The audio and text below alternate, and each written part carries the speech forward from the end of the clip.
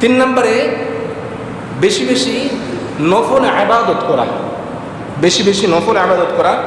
বুখারী শরীফের 6502 নম্বর হাদিসের মধ্যে আল্লাহ রাসূল সাল্লাল্লাহু আলাইহি ওয়াসাল্লাম বলেছেন, ওমা তাকাররাবু ইলাইয়া আবদি বিশাইইন আহাব্বা ইলাইয়া মিম্মা ইফতারাতু আলাইহি।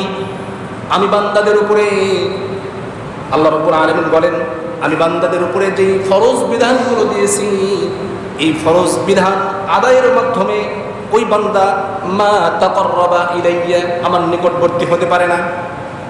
শুধুমাত্র ফরজ ইবাদত করেই আল্লাহ রাব্বুল আলামিনের নৈকট্য অর্জন করা যাবে না। তবে কিভাবে আল্লাহ তাআলার নৈকট্য অর্জন করা যাবে? আল্লাহ রাসূল সাল্লাল্লাহু আলাইহি ওয়াসাল্লাম বলেন, ওমা ইয়াযালু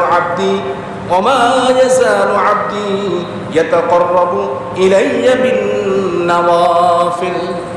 তবে যদি কোনো বান্দা আমার নৈকট্য অর্জন করতে চায়, তাহলে অবশ্যই তাকে নফল ইবাদতের মাধ্যমে, ধারাবাহিক ক্রমান্বিত নফল ইবাদতের মাধ্যমে আল্লাহ রাব্বুল আলামিনের নৈকট্য অর্জন করতে হবে। আল্লাহ রাসূল সাল্লাল্লাহু আলাইহি ওয়াসাল্লাম আরো বলেন, হাত্তা উহিব্বাহু,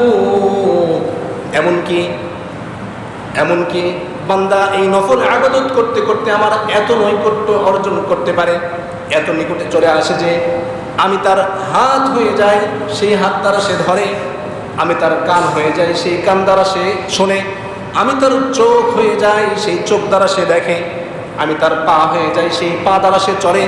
এমনকি আমার কাছে সে যে প্রার্থনা করে, আমি সেই প্রার্থনাকে কবুল আর মঞ্জুর করে নেই, এবং আমার কাছে যে বিষয়ে সে আশ্রয় প্রার্থনা করে, আমি আল্লাহ তাকে সে বিষয়ে আশ্রয় দিয়ে থাকি। এজন্য আমরা এই মাসে বেশি বেশি নফল ইবাদত করবো তো ইনশাআল্লাহ।